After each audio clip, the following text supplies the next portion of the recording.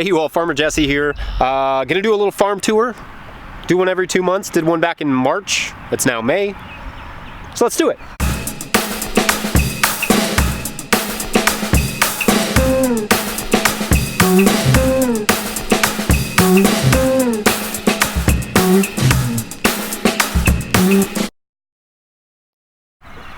All right, I want to start with one of the more interesting things we have going on the farm, which is I'm going to do another update about this because it's not quite done yet.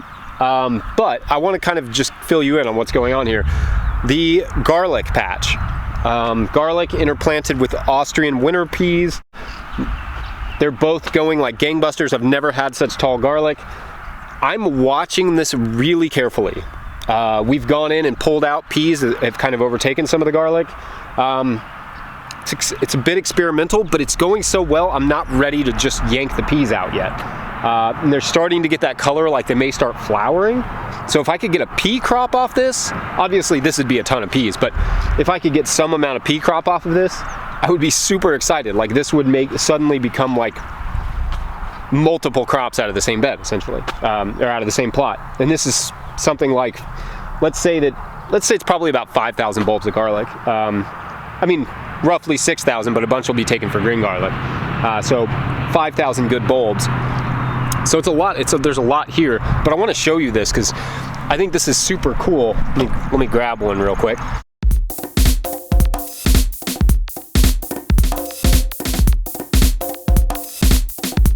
All right, so let me make sure that you all get a good look at this.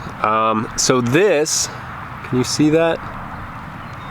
This is, all right, so legumes store nitrogen in these little nodes or nodules. I can't remember what's the right term. And they usually look like this little guy you can kind of see here. Try and see if that'll focus. But on these plants, they look like this. And I've just never seen anything like that. And it's all of them. It's all the plants look like that. I pulled them up from all over the plots, and it's just like these crazy brain nodules. I've never seen anything like it. So my incentive to leave the peas in there is pretty big at this point, because if these are packed with nitrogen, that is a ton of nitrogen we're storing in our soil, along with carbon and all sorts of other good things. So pretty amazing.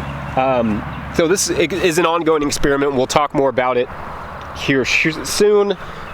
The one thing I would probably change if I could is have a shorter pea. So the Austrian winter pea is nice, but it's pretty tall. I may want like a dwarf pea. I want something to just be a ground cover. And I don't necessarily want it to flower or really succeed. I just want it to grow all winter and kind of store that nitrogen in there, because that is impressive. That is really amazing.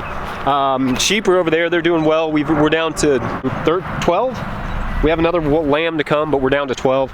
I'm gonna graze them through this spinach. This is our spinach that we sowed in December. We've got several cuttings off of it. It's really yellowing. In fact, it was kind of yellowing early on, and I'm not sure. Some spots of it were better than others, and we got a fair amount of spinach off here, but definitely some spots were better than others. And I don't know how I feel about that. I think we're probably not going to sow it in the winter again like that. I think I'm just going to go back to transplanting spinach and getting big leaf spinach and not trying for baby spinach. But I mean, I can't really complain. We got several $100s off this plot, and it was essentially a cover crop. So, you know, and it didn't take that much work. It's starting to get weedy now, but I haven't done any cultivation on it. So we'll have the sheep come through here, and there's also some flowering cilantro in there, but we'll have the sheep come through here, mow it down, and then we'll tarp it down. So tarp like this. That's the cardboard garden, but nothing's really going on there. Tarp it down, then immediately transplant our sweet potatoes. So that should be pretty good. Lots of, you know, carbon sequestration going on there.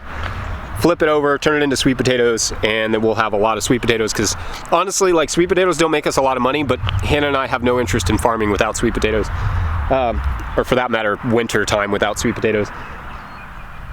Carrots, there's 10 beds here. These are really spotty down here. These were all sowed in February and March.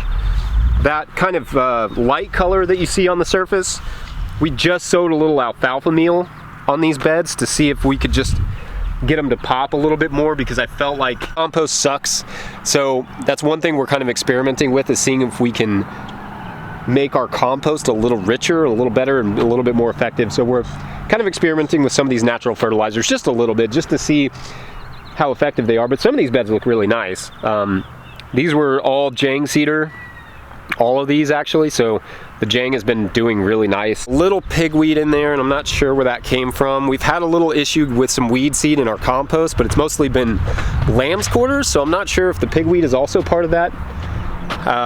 It's just part of the mediocre compost thing, man. It's something we're trying to figure out, as you know, no-till growers is trying to figure out, Jackson and I, how to, if that's the only thing you have access to, how do you use it?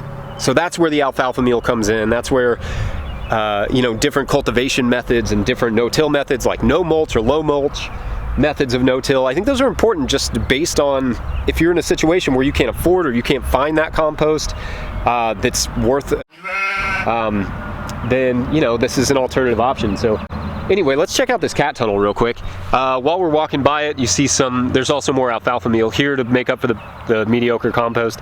But this is fennel, celery. Yeah, fennel and celery. It's supposed to rain a bunch today, that's why I didn't worry. So we'll cultivate that, and that'll work it into the soil, but right now it's too wet. Everbed is rocking. Everbed is gonna be a giant crop of winter boar kale seed. So, you know, if you're interested in some no-till winter boar kale seed, it's super winter hardy, holla. Lots of interplanting going on here. You can see tomatoes with green onions on the south side, tomatoes with lettuce on both sides, peppers with lettuce on both sides, and then as you can see, we'll go dip inside this cat tunnel real quick.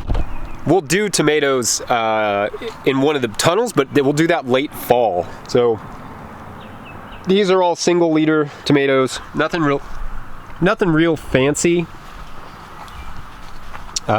Cherries on the right, heirlooms on the left. Cherries get taller than heirlooms, so we wanted the heirlooms on the southern side and the cherries on the northern side, so they wouldn't be shading out the heirlooms. Not that when the sun gets high, but definitely in this early time. Then we're starting to get some, hello little babies, we're starting to get some of that. So cherries before too long, still be 3 weeks or more before we get them, but we're coming along on that stuff. And got a little interplanting going on there too with the lettuce. We do single liter on the tomatoes because we just don't have the labor to do double liter. It's a lot. If you do a double liter, you really have to, this is 200 tomatoes, so we'll do a single liter, really intensive pruning, but if we did a double liter, which is 2 stems out of the same tomato plant, if we did that, it would be really hard for us to keep up with it, so we're not doing that. Spinach here that we sowed in February looks pretty good. There's some of this side in particular has a lot of grass. It's just been, I think that's actually from erosion that came down from here. Again, we put these on contour thinking it would preserve some water, and then we get way more water than we would ever need. So, you know, rain-wise. So it ends up eroding in spots, and I kind of regret not taking JM's advice and putting our beds going downhill, because we have just enough slope that it becomes a problem here. If we were in a dry area, I would recommend contouring. In a wet area, maybe not so much. Hay, the hay garden. I really want to be planting in this right now, so it's kind of a point of frustration because it's going really slow, but I know it's going to pay off. So I've got hay under here. The other day we pulled the tarp back. I don't have any footage of this, but essentially we pulled the tarp back and spread the hay out a little bit just to kind of get it less lumpy. turned on the irrigation, sprayed a little bit of fish emulsion, which we also did on that spinach up there. We did spray a little fish emulsion and it didn't really jump back, but you know, I think it's a compaction issue. Anyway, we sprayed a little fish emulsion here and hoping that'll help break that down a little faster. I like the idea still. I just think it takes longer than I want it to. You know, stuff going on here, lettuce with the paper pot, lettuce hand transplanted. This is a way, chard.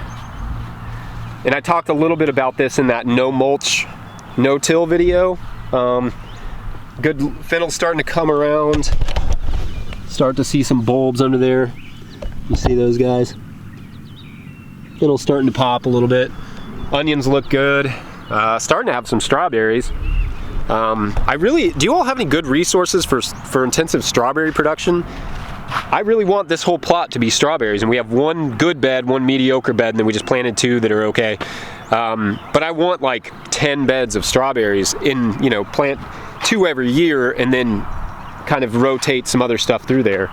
That's kind of what I want to do with this plot because it's so far away from the house, you know, just easier to manage that way.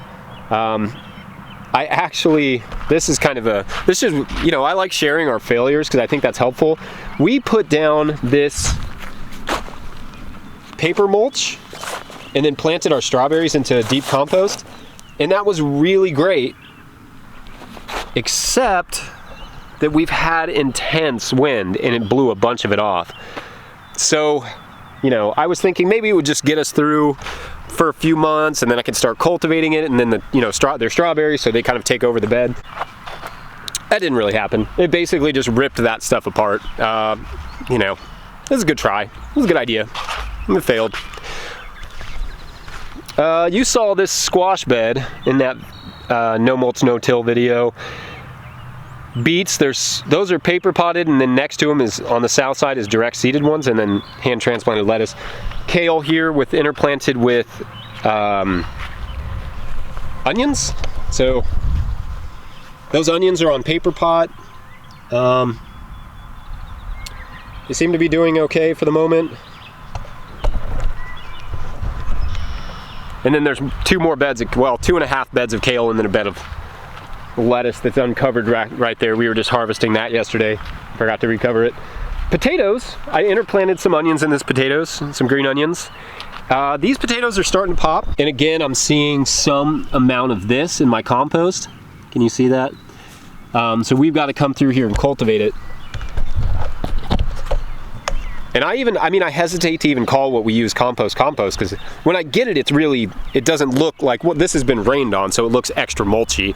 But I mean, it's not super mulchy when I get it, but when I lay it out, you can see, and it gets hit with the rain a couple times and exposes how much wood chip is in there. It's pretty woody, mulchy stuff. So we're trying to figure out how to work around that, because that is a lot of what most people have access to, is this kind of like compost, you know, quotey fingers attached. We'll check out the greenhouse. It's not very exciting, but you know what? Right here where I'm standing, in a month or so, within the month probably, we will have our 50 by 15 propagation house, finally. Only like 5 months late.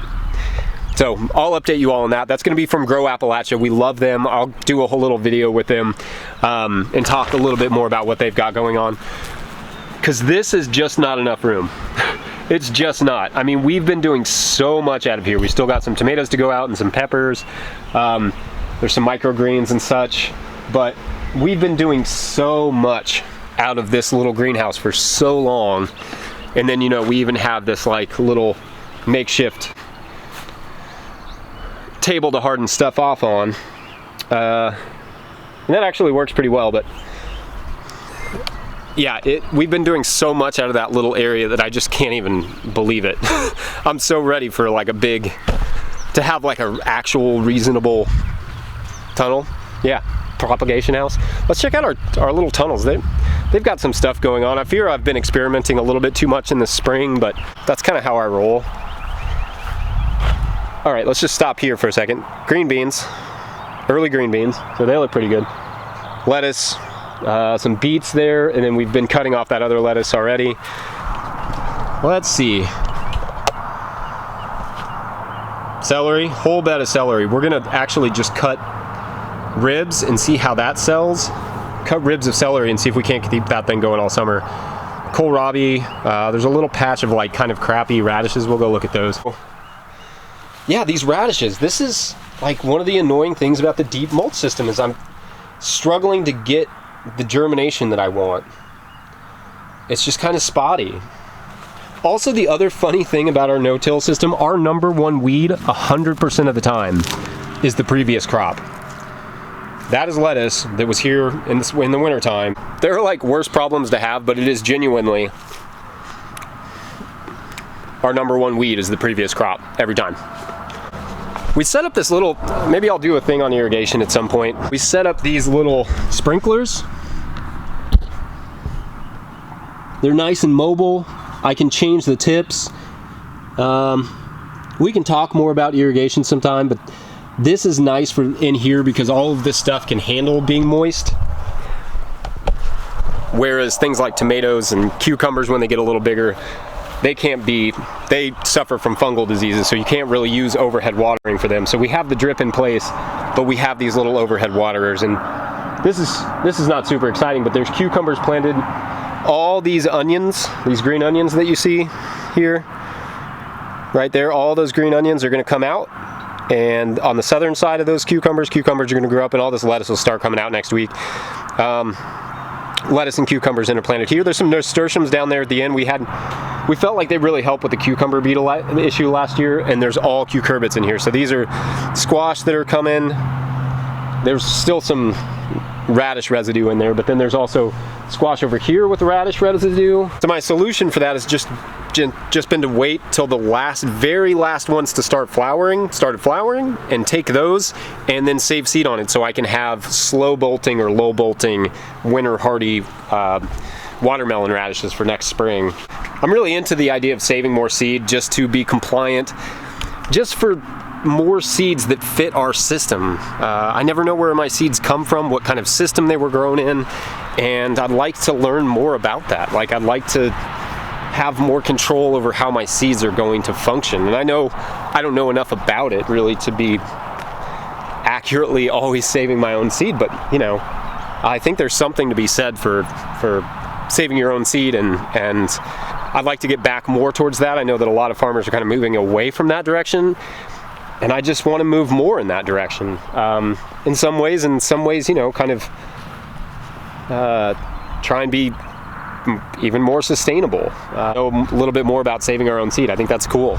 If you have any questions about anything we went over, we're going to open up this little plot right here because we can't open up the straw garden. I think that's kind of the last thing I'm going to mention is just we're going to expand a little bit. Especially once we get that propagation house, we'll be able to handle more starts, so more space. Let me know if you all have any questions about that. Like the video if you like the video. Make sure to subscribe to the channel. That's great. That helps us to reach more people. That's about it, y'all. It's my day off. I'm gonna go party with the fam. All right, bye. That's tuna. Take a picture of tuna. That's tuna? Yeah.